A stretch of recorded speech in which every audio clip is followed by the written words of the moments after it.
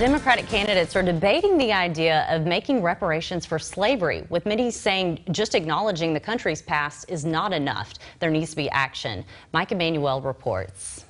Some 2020 Democratic presidential candidates say it's time to pay African Americans for their ancestors' suffering during slavery. I believe it's time to start the national, full-blown conversation about reparations in this country.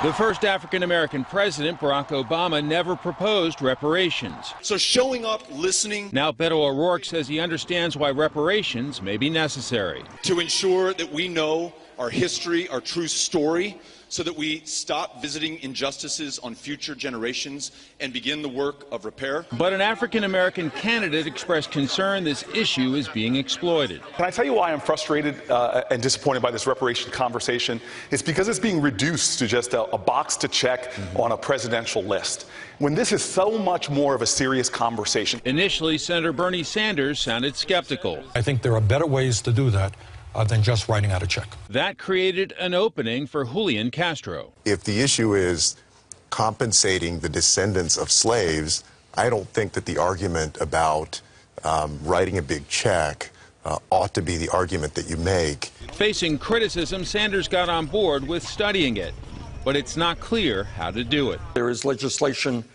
as you know, in the House, and I have said that if the House and the Senate pass it, I will sign it. We should study it and see. One of the issues that is very clear is that trauma, years of trauma or even one experience with trauma, can lead to lifelong consequences. I support the commission to study reparations, and when I'm president, I will sign that commission into law and get it started. Mayor Pete Buttigieg jumped at the opportunity to show he understands the African-American struggle. The conversation about reparations is also one of justice between generations. You can't tie that boat down and then wonder why it's getting flooded when the tide is rising. The issue of reparations does not poll well. 16% strongly in favor in a recent Fox poll, 17% somewhat in favor. But if those people are going to be fired up voters in the Democratic primaries, that could be why Democratic candidates don't want to appear out of touch. In Washington, Mike Emanuel, Fox News.